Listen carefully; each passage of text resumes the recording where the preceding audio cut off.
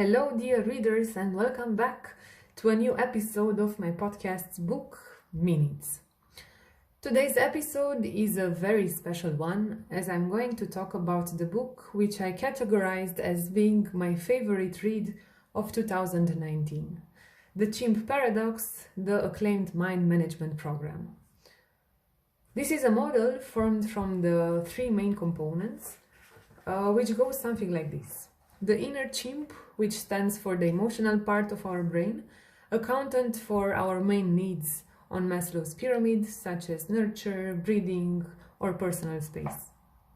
The second component, which is the human mind, this is responsible for the rational part, or with other words, the place where our highest values come alive. And lastly, the third part, the computer, a component responsible for the automatic habits, patterns, and so on.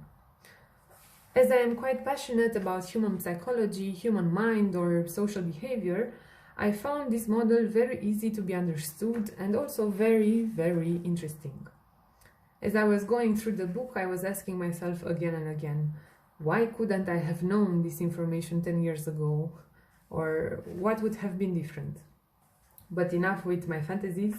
I would like to turn to the pragmatic side and give you some takeaways from what is considered to be the right approach of managing our own chimp. Remember, this is the part that tends to think in black or white absolute terms. Most of the times this happens because our chimp is not feeling safe or secure, regardless if we are talking about psychological reasons, physical ones, or even reputational ones. It's important to know that each of us deals with its own chimp, and once we start to handle our own emotions, we'll be more prone to understand others' issues as well, and eventually build some more healthy relationships along. Going back a little bit, I want to say one more thing about dealing with our own chimps. It's an easy exercise I took from the book, an exercise which is called the helicopter perspective. It goes something like that. Whenever you're trying to deal with an awful, stressing, depressing, or hurting experience, before having any reaction to it, imagine you just jumped in a helicopter which now slowly rises from the ground. You get to be eventually above the whole situation while you take some time to look down and ask yourself a couple of questions. How important is this thing across everything going on in my life? How do I want to remember this in 20, 30 years' time? That's it. Go on, give it a try. See how it goes.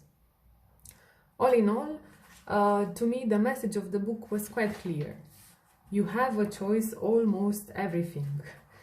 If you don't like the rules in other person's world, don't stay. The same goes for the right friends, the right home, the right job, the right associate, and so on and so forth. Enough with the talking, it's your turn now.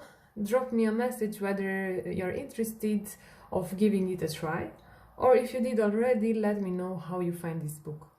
Thank you for watching and see you in the next episode.